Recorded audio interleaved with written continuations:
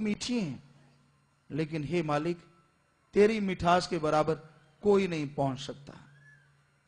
दुनिया में नशे हैं, सुबह का शाम, शाम का सुबह उतर जाता है, पर मालिक तेरे नाम का नशा कभी नहीं उतरता। पोस्त भंग अफीम मद, नशा उतर जाए पर भात, नाम खुमारी नानका, चढ़ी रहे दिन रात।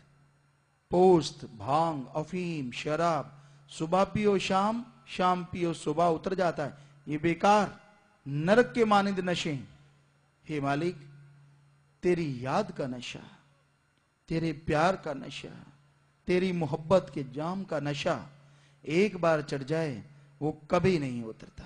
हमेशा उसकी मस्ती तेरे नाम की, तेरे प्रेम की चढ़ी रहती है और अंदर बाहर से शरीर को रूहानी तंदुरुस्ती, ताजगी देती रहती है। तो ऐसा प्रभु का प्रेम, ऐसे प्रभु की मस्ती, कोई प्रभु के प्रेम से जुड़े तो भाई जन्मों जन्मों के संचित कर्म खत्म हो जाते हैं और इंसान गम, टेंशन, चिंताओं से रहित हो जाता है। उसके अंदर अपने मालिक परवरदिगार की तार चलती रहती है, हमेशा अंदर से दूसरों से जुड़ा रहता है और कभी भी अपनी मान बढ़ाई या अपनी शोहरत नहीं गाता। चाहे वो कुछ भी करे, कैसी भी सेवा करे, दुनिया में कुछ भी कर डाले परमार्थ में, लेकिन फिर भी उसके जुबान पे मान बढ़ाई नहीं आती। और जो मालिक के पूर्ण भक्त होते हैं वो तो मान बढ़ाई तो क्या, वो तो अपने आप को दुनिया से नीच समझते हैं। कबीर साहब ने लिखा, कबीरा सब ते हम बुरे, हम तज भला सब कोय, जिन ऐसा कर जानिया मीत हमारा सोए।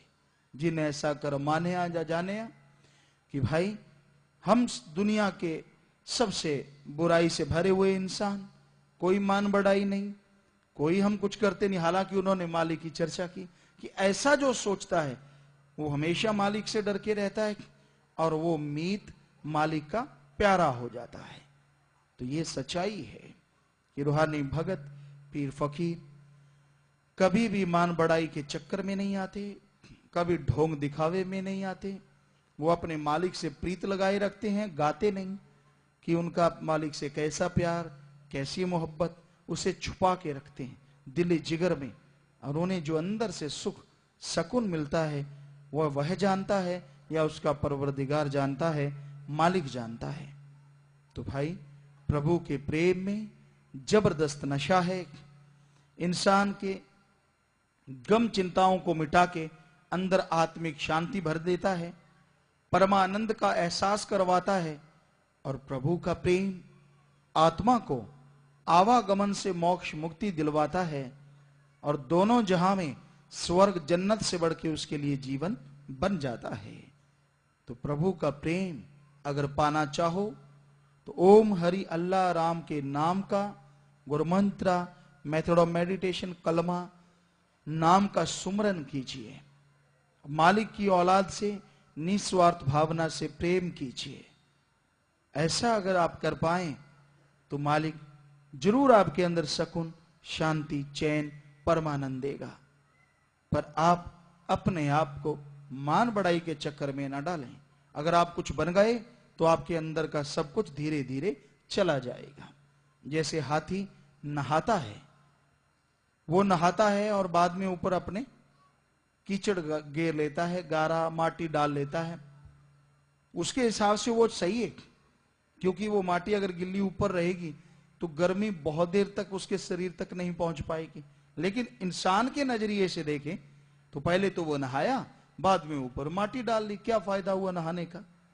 तो उसी तरह जो लोग सुमरन करो, भक्ति करो, सेवा करो, लेकिन बाद में अगर अहंकार में आ गया, खुदी में आ गया, तो करी कराई भक्ति खाक में मिल जाती है। सच्चे मुर्शिद कामिल शास्त्रनाम जी महाराज हमें फरमाया करते, हमारे गुरु मुर्शिद कामिल, नाम ध्याने वाले अहंकार में न आना, करी कराई भक्ति माटी में न मिलाना।